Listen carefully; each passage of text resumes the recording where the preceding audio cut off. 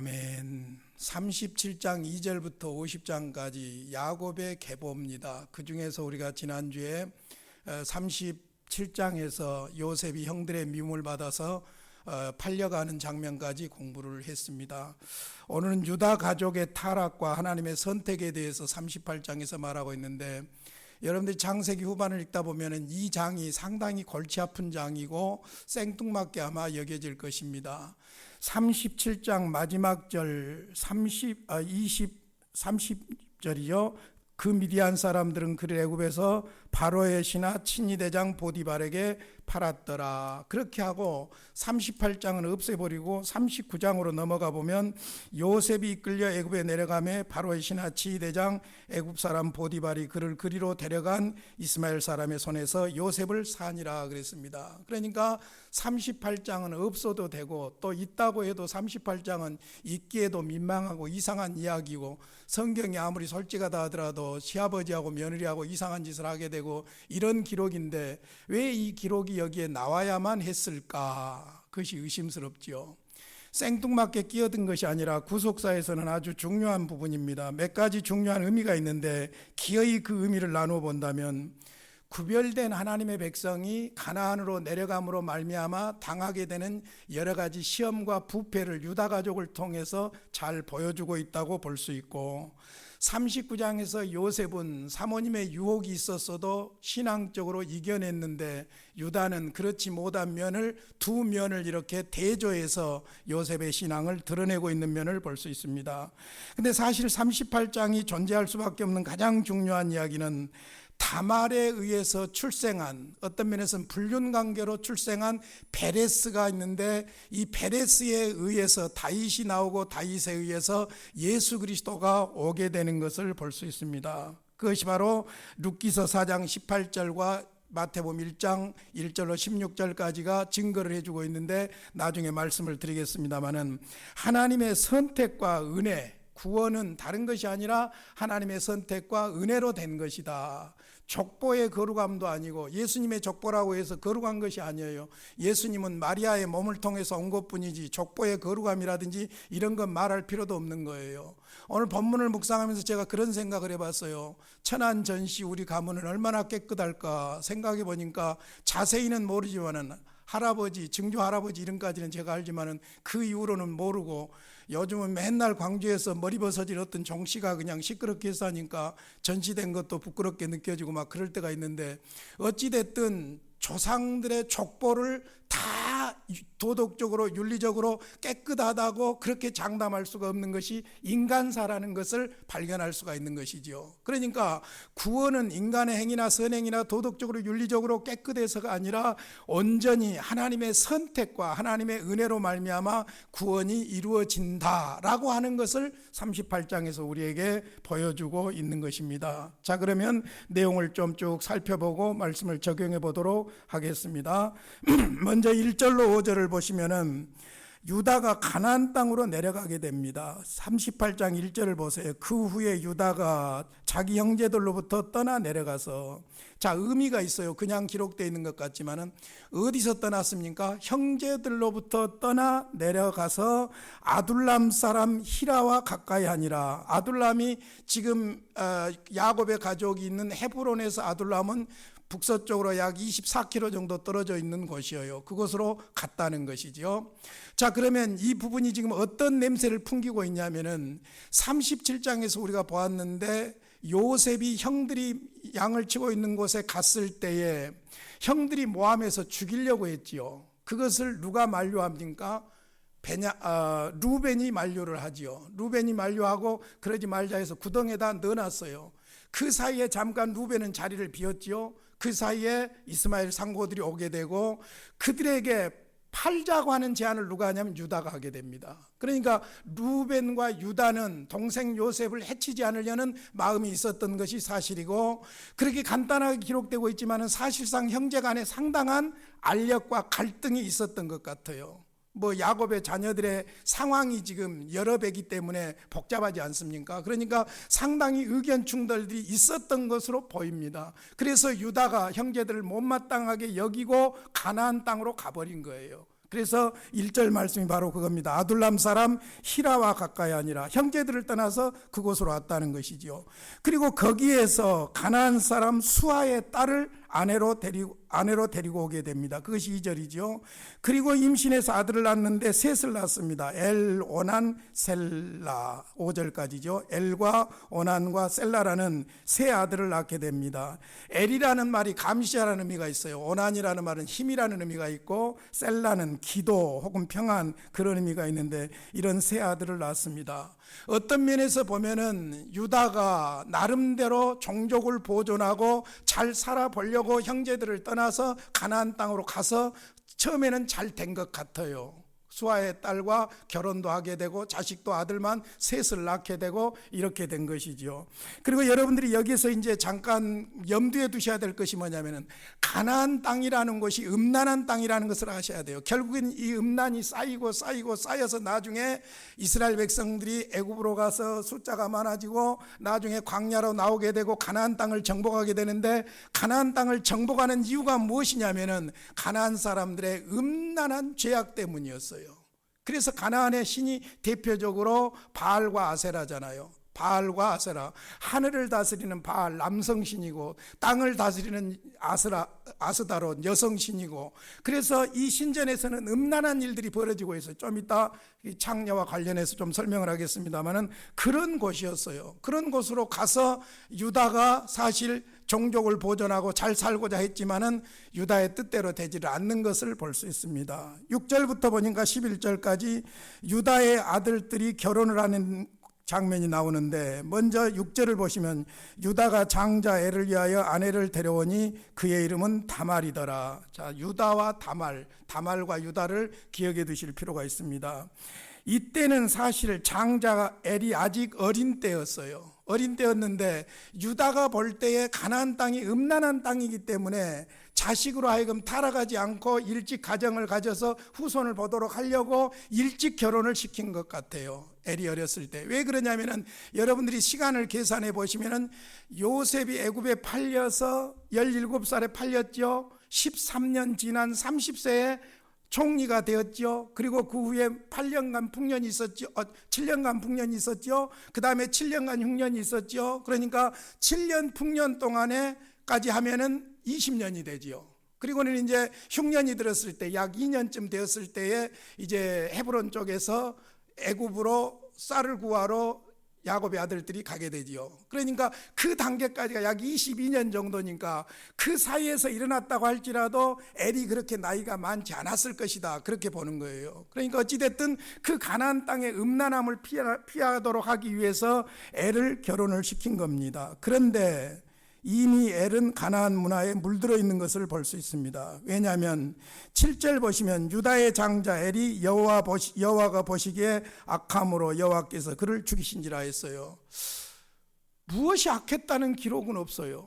그러나 악함으로 하나님이 죽이셨다는 거예요. 하나님이 죽이실 만큼 악했다는 거예요. 그래서 여러 주석가들은 이 부분을 어떻게 보냐면은 성적으로 타락한 가나안 문화에 물들어 버렸다는 거예요. 특별히 소돔 고모라와 같은, 동성애와 같은 그런 악한 성적 성향이 있어서 문제가 있어가지고 하나님께서 그를 죽이셨다, 그렇게 보더라고요. 그러니까 어찌됐든 다시 한번 7절을 보시면 유다의 장자 엘이 여호와 보시기에 악함으로 여호와께서 그를 죽이셨다. 어찌됐든 그 문화에 이 아들도 이미 동료되어 있었다는 것을 발견할 수가 있죠. 그랬더니 유다가 자식을 보고자 하는 그 집착이 대단하죠. 근데 당시에는 이것이 집착만이 아니라 소위 계대 결혼이라고, 계대 혼인이라고, 이제 신명기 25장에 보면 율법으로 이것이 정해지는 것을 볼 수 있는데, 형이 가문에서 씨를 얻지 못하고 형이 죽게 되었을 때는 그 씨를 이어주도록 하기 위해서 동생이 형수하고 잠을 자게 되는 거예요. 이것이 소위 계대 원리라는 것입니다. 지금은 아무것도 아닌 것 같지만은 종족 보존이라는 당시의 상황으로서는 이것이 하나의 법으로 정해져 있었던 것이지요. 그래서 오난을 다말에게다 주게 됩니다. 그런데 오난이 어떤 생각을 하게 되냐면은 오난도 그 문화에 물들어 있었던 것 같아요. 그래서 유다가 오난에게 이르되 내 형수에게 들어가서 남편의 아우된 본분을 행하여 내 형을 위하여 씨가 있게 하라. 이게 그때 당시의 법이었어요. 계대 원리 결혼이라고 그럽니다. 계대 원인이라고 그럽니다. 그러니까 나중에 예수님 당시에 이제 부활도 믿지 않고 하는 그 사두개인들이 와가지고 7 형제가 있었는데 첫째도 아들이었고 둘째도 아들이 없어서 둘째가 셋째가 이렇게 다 형수하고 결혼했으면 나중에 부활할 때 누구의 아내가 되겠습니까 하고 물었던 이유가 바로 이 계대 원리, 계대 혼인과 신명기 25장에 나와 있는 계대 혼인과 원리를 알고 있었기 때문에 그런 질문을 했었던 것이죠. 어찌됐든 씨를 잇도록 해주는 것이 당연한 것인데 이것을 불만으로 여깁니다. 오난이. 그래서 9절에 보니까 오난이 그 씨가 자기 것이 되지 않을 것을 알므로 형수에게 들어갔을 때 그의 형에게 씨를 주지 아니하려고 땅에 설정하며 뭐라고 자세히는 못하겠으나 아무튼 피임을 한 것이에요. 그래서 여기서 나온 것이 바로 유명한 오난인짐이라는 말이 이 오난에게서 나온 겁니다. 이 부정하게 피임하고 하는 이런 부분에 대해서 오난인짐이라는 말을 쓰게 되는 것이죠. 그 일이 여호와가 보시기에 악함으로 여호와께서 그도 죽이셨다. 그러니까 종족을 보존하기 위해서 가나안 땅으로 내려갔고 인간적으로 여러 가지 수단 방법을 다해 보았지만은 결국은 두 아들이 죽게 되는 거예요. 유다가 생각하니까 큰일 난 거예요. 이거. 이대로 가다 보면은 셀라까지 죽게 생겼거든요. 그러니까 셀라가 아직 어리다는 핑계를 치고 다말을 친정으로 보냅니다. 소방 맞은 거지요. 우리 한국식으로 말하자면 친정으로 보내면서 셀라가 장성하기까지 기다리라고 하고 보냈는데 사실은 셀라가 죽을까 염려해서 유다가 다말에게 셀라를 주지 않으려는 마음이 있었던 것이 그 다음 상황을 보면 정리가 되고 있는 것을 볼 수 있습니다. 자, 이제 그렇게 해서 시간이 지나고 12절입니다. 얼마 후에 그랬습니다. 얼마 후에 유다가 아내 수아의 딸이 죽은지라 유다가 위로를 받은 후에 그의 친구 아둘람 사람 히라와 함께 딥나로 올라가서 자기의 양털 깎는 자에게 이르렀더니 자, 두 아들을 잃었어요. 아내까지 잃었어요. 수아의 딸이 아내였지 않습니까? 아내까지 잃었어요. 아내를 장례식 치르고 이제 장례식의 모든 절차가 끝났을 때를 위로받았다는 말로 표현하고 있는 겁니다. 그러니까 두 아들 죽었지요. 사랑하는 아내도 죽었지요. 그리고는 후손은 없지요. 셀라는 아직 어리지요. 인생에 낙이 없는 거예요. 그러니까 그때에 소위 양털 깎는 축제가 있는 딥나라는 곳으로 가게 됩니다. 이때에 며느리 다말이 유다가 이곳에 온다는 말을 듣습니다. 그리고는 14절에 보니까 이 다말은 순결을 지키기 위해서 과부의 옷을 입고 있었어요. 그러니까 우리는 지금 우리 문화하고 너무나도 그때 당시가 다르기 때문에 깊이 이해를 못하지만은 어찌됐든 과부는 과부로서의 또 도의가 있는 거예요. 그러니까 과부 옷을 입고 있었던 겁니다. 그런데 과부 옷을 벗고 무슨 일을 하게 되냐면은 얼굴을 가리고 몸을 힘싸고 딥나 길가 에나임 문에 앉으니라. 이는 셀라가 장성함을 보았어도 자기를 그의 아내로 주지 않음으로 말미암음이라. 셀라를 줘서 후손을 보게 해야 되는데 유다가 그럴 의사가 없는 걸 다말이 알았던 거예요. 그러니까 가부의 의복을 벗고 무엇으로 갈아입냐면은 창녀의 옷을 갈아입습니다. 너울로 얼굴을 가렸다는 말이 그 말입니다. 15절 보십시오. 그가 얼굴을 가리었으므로 유다가 그를 보고 창녀로 여겨 그랬습니다. 자, 오늘 본문에 창녀라는 말이 2번 나와요. 여기 15절에 창녀, 이 말은 원문에 조나 그 말입니다. 그리고는 21절로 가서 보세요. 21절에 창녀가 나와 있는데 거기에 창녀 앞에 1이라는 가로 숫자가 있고 나나주에 보면 히브리어로 크데사, 가나안 이방 성소의 창녀 그랬죠. 그러니까 조나라는 일반 공창이 있었고 크데사라고 하는 신전 창녀가 있었어요. 우리가 지금 생각으로 이상하죠. 이상한데 그때 그 문화에는 이상하지 않는 거예요. 왜냐하면은 소위 그 바알이 아니라 아세라 신전에서 섬기는 신전 여인들이에요. 그들이 창녀와 같은 역할을 하는데 왜 창녀와 같은 역할을 하냐면은 가나안 땅의 바알 신과 아세라 신의 그 목적이 무엇이냐면 다신, 풍성의 신 그런 개념이에요. 그러니까 관계가 어찌됐든 많은 자식을 얻고 곡식이 많이 열매를 맺고 그것 다신, 풍성의 신 이것이 바로 바알과 아스타롯이에요. 그래서 실질적으로 가나안 문화에 들어가 가지고 철저하게 그들을 없애라고 그러고 특별히 바알과 아스타롯을 섬기지 말라고 한 이유가 무엇이냐면은 가나안 땅에 비가 귀하잖아요. 그러면 비가 오지 않으면 어떤 일이 벌어지냐면은 바알신과 아스타롯 신이 얼러리 껄러리를 해야 비가 온다고 믿는 거예요. 그렇게 믿는 거예요.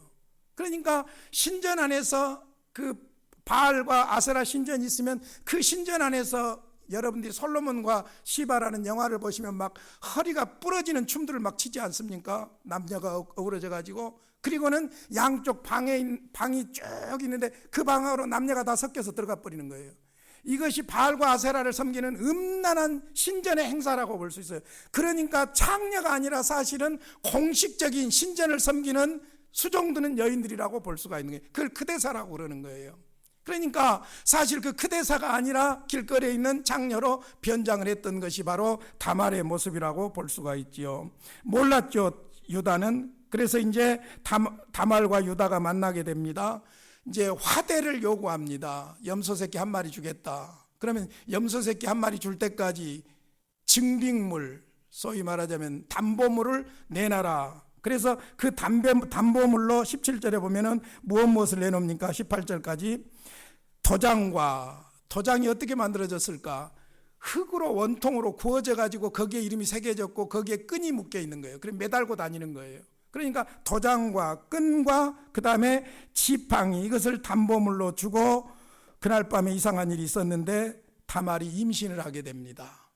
그리고 이제 거기서 일단 이야기가 끝납니다. 그리고는 이제 다시 유다가 집으로 돌아와 가지고 아둘람 사람 손에 염소 새끼를 가져다가 주도록 심부름을 시킵니다. 아마 친구 히라가 아니었을까 봅니다.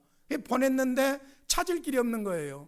왜냐하면 과부의 옷을 입었던 다말이 창녀처럼 변장을 하고 유다와 잠을 잤기 때문에 다시 과부의 옷을 갈아입어버렸기 때문에 알 수가 없는 것이죠. 이 동네는 그런 과부가 없다고 합니다. 그거예요. 그래서 이제 유다가 그 일을 포기하고 23절 가서 보면 그로 그것을 가지게 두라 우리가 부끄러움을 당할까 하노라 내가 이 염소 새끼를 보냈으나 그대가 그를 찾지 못하였느니라. 그랬는데 이제 석 달쯤 후에 어떤 일이 유다에게 들려오냐면은 다말이 임신했다는 겁니다. 행음하에 임신했다는 거예요. 셀라를 준 적이 없고 그런데 임신했다는 것은 행음했다는 것이죠. 그런데 그때 당시에는 가장이 처벌권이 있었어요. 그러니까 이 레위기 24장에 보면은 이 행음한 자를 불로 태워 죽이는 법이 있거든요. 나중에 그것이 다 법으로 법문화가 되는 걸 볼 수 있습니다. 그때는 그런 문화였던 것 같아요. 그러니까 불로 태워 죽이라고 합니다. 그러니까 끌려 나갈 때 25절입니다. 여인이 이 물건 힘자로 말미암아 임신하였나이다 하고 도장하고 끈하고 지팡이를 내놓습니다. 26절 우리 같이 읽겠습니다. 시작. 유다가 그것들을 알아보고 이르되 그는 나보다 옳도다. 내가 그를 내 아들 셀라에게 주지 아니하였음이로다 하고 다시는 그를 가까이 하지 아니하였더라. 유다가 그것들을 알아보고 이르되 그는 나보다 옳도다. 이 말이 중요한 말입니다. 학자들은 이것이 유다의 회심으로 봅니다. 유다의 회개로 봅니다. 그가 나보다 옳도다. 내가 인간적인 이기심에 빠져서 셀라를 주지도 않았고 다말이 후손을 이으려고 하는 책임을 다하려고 했으니까 그가 나보다도 옳았다. 그렇게 판단을 하는 것이지요. 그래서 이제 마지막 27절로 30절까지 해산을 하게 되는데 쌍태입니다.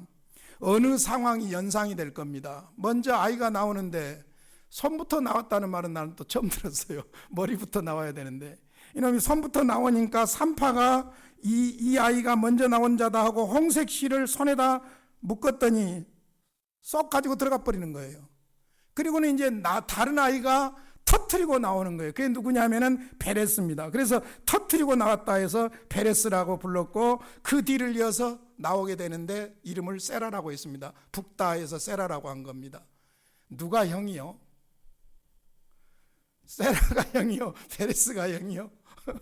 애매하죠. 근데 어찌됐든 베레스가 형으로 일단 인정을 받게 되죠. 자, 베레스가 탄생을 하게 됩니다.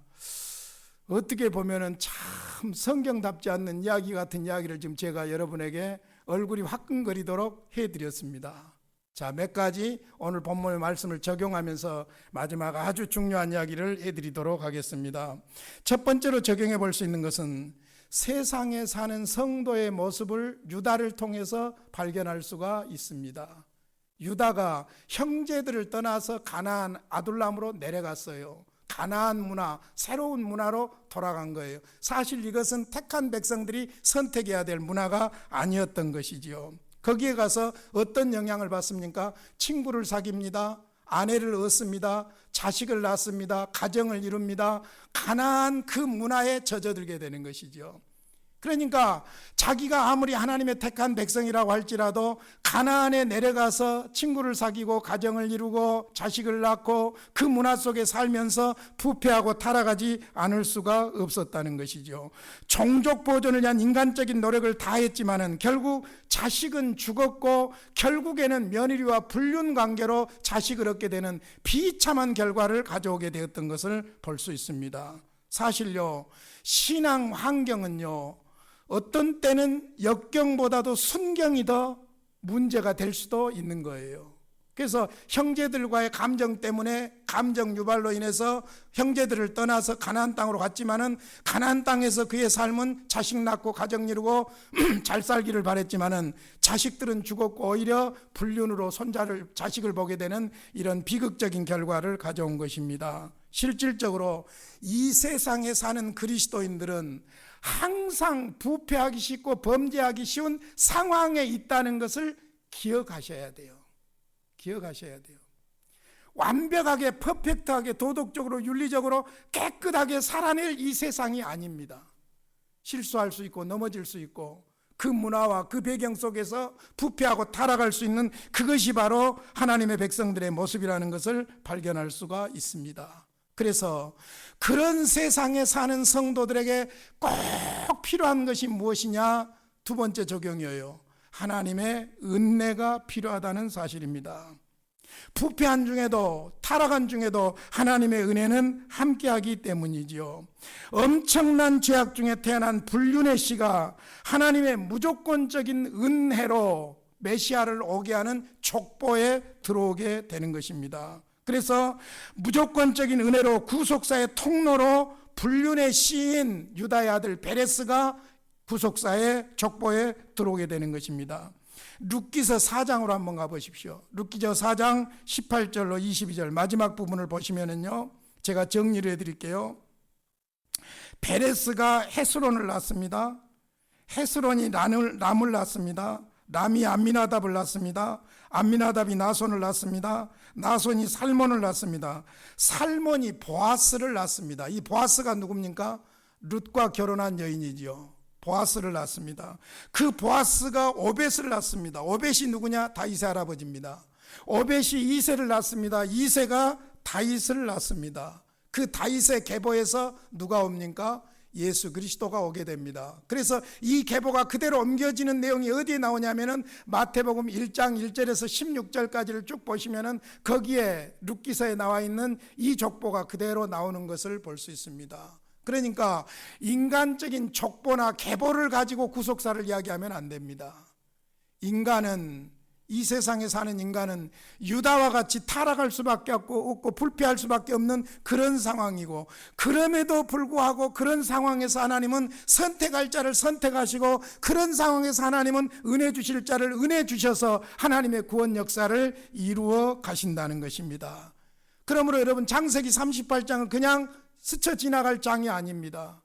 하나님의 구원이 어떻게 이루어지는가를 보여주는 구원의 아주 중요한 예표론이 바로 창세기 38장이라고 볼 수 있습니다. 아담의 죄 가운데 출생한 우리의 부패와 연약함에도 불구하고 하나님께서는 은혜로 우리를 선택해 주시고 은혜로 그리스도 안에서 우리를 구원해 주신 사건이 바로 이 사건과 연결되어 있는 거예요. 그래서 마지막으로 이제 로마서 3장을 읽고 말씀을 정리해 보겠습니다. 가나안 땅으로 왔던 유다의 부패함과 타락함, 불륜의 씨까지. 그런데 하나님은 유다를 선택하시고 유다에게 은혜를 주시는데, 유다의 불륜의 씨인 베레스를 통해서 메시아가 오게 하는 구속사의 통로가 되게 하는 것, 이걸 통해서 아담 안에서 모든 죄인들이 그리스도로 말미암아 그리스도 안에서 선택되고 은혜로 구원받는다는 사실을 창세기 38장이 우리에게 보여주고 있는 것입니다. 자, 로마서 3장 23절부터 같이 한번 읽겠습니다. 화면에 뜰 것입니다. 같이 한번 읽죠. 시작. 모든 사람이 죄를 범하였으며 하나님의 영광에 이르지 못하더니. 자, 일단 거기까지요. 모든 사람은 아담 안에서 죄인인 줄로 믿습니다. 창세기 38장에 유다 같은 그런 이상한 짓 안 해도 모두는 다 아담 안에서 죄인인 줄로 믿습니다. 24절 시작. 그리스도 예수 안에 있는 속량으로 말미암아 하나님의 은혜로 값없이 의롭다 하심을 얻은 자 되었느니라. 누구의 속량입니까? 그리스도 예수 안에 있는 속량으로 말미암아. 그것이 뭡니까? 하나님의 은혜로 값없이 의롭다 하심을 얻었다. 우리가 내세울 만한 선행이나 공로나 이런 것이 없다는 거예요. 그러니까 그리스도의 속량으로 하나님의 은혜로 의롭다함을 받았다. 25절 시작. 이 예수를 하나님이 그의 피로 믿음으로 말미암는 화목제물로 세우셨으니 이는 하나님께서 길이 참으시는 중에 전에 지은 죄를 간과하심으로 말미암하심으로 자기의 의로우심을 나타내려 하심이니라. 여기서 죄를 간과하신다. 예수를 보고 나의 죄를 지나간다는 거예요. 예수가 아니면 내 죄가 죄대로 벌을 받아야 돼요. 그런데 예수를 보고 하나님의 심판대에서 우리의 죄가 지나간다는, 간과한다는 말은 지나간다는 말이에요. 그러니까 간과함으로 자기의 의로우심을 나타내려 하심이니라. 예수 그리스도를 통해서 율법에 하나님이 정하신 공의의 심판을 다 받게 하심으로 말미암아 하나님도 의롭고 우리도 의롭게 하시려고 하는 것이에요. 그것을 위해서 예수님이 십자가에서 죽으셨다는 것이죠. 자, 그것이 바로 26절입니다. 시작. 곧 이때에 자기의 의로우심을 나타내사 자기도 의로우시며 또한 예수 믿는 자를 의롭다 하려 하심이라. 그런즉 자랑할 때가 어디냐? 있을 수가 없느니라. 무슨 법으로냐? 행위로냐? 아니라 오직 믿음의 법으로니라. 그러므로 사람이 의롭다 하심을 얻는 것은 율법의 행위에 있지 않고 믿음으로 되는 줄 우리가 인정하노라. 할렐루야. 하나님의 은혜가 우리를 선택했고 그리스도의 십자가의 죽으심으로 하나님과 화목하게 되었고 우리가 의롭다함을 받았다. 우리의 선행이 아니다, 우리의 의로움이 아니다, 우리의 행위가 아니다. 오직 예수를 믿음으로 하나님의 은혜로 구원을 받았다. 그러므로 우리는 구원의 은혜에 감사해야 할 줄로 믿습니다. 예수님은 죄인들의 친구예요. 잘 생각해 보세요. 죄인들을 위해 십자가에서 죽으셨어요. 그런데 그 은혜로 구원받은 우리는 자꾸 사람을 무시해요. 죄인들을 무시해요. 자기만 의로운 척해요. 그것이 신앙의 본질이 아니라는 것이죠. 예수님은 죄인들을 위해서 십자가에서 죽으신 죄인들의 친구예요. 그 구원의 은혜에 우리는 감사해야 될 것이고 그 구원을 생각할 때 우리는 겸손히 하나님만을 의지해야 될 줄로 믿습니다. 자랑할 거리가 없습니다. 그러므로 어떤 실망스러운 상황이 오더라도 우리는 무엇 때문에 다시 일어설 수 있느냐 하면 예수 십자가 때문에 다시 일어설 수 있는 줄로 믿습니다. 유다와 같이 그런 불륜이 아니고 그보다 덜한 것이라 할지라도 어떤 죄악, 어떤 허물이 있을지라도 우리가 잡고 일어설 수 있는 길은 오직 예수 그리스도뿐인 줄로 믿습니다. 그 예수를 믿음으로 구원받기 때문입니다. 그러므로 가나안 땅에 온 유다를 생각하면서 세상에 살고 있는 우리를 생각해 보시고 우리는 연약하고 그래서 문화적으로 환경적으로 인간적으로 넘어질 수밖에 없고 그러므로 우리에게 필요한 것은 하나님의 은혜고 그 하나님의 은혜가 나를 선택해 주셨고 그 하나님의 은혜가 나를 예수 믿게 해주셨고 그 예수를 믿음으로 말미암아 나는 의롭다 하심을 받았다. 이것이 바로 창세기 38장 유다의 타락과 선택을 통해서 주신 메시지인 줄로 믿습니다. 이 믿음으로 승리하시기를 주님의 이름으로 축원합니다. 363장 찬송하겠습니다.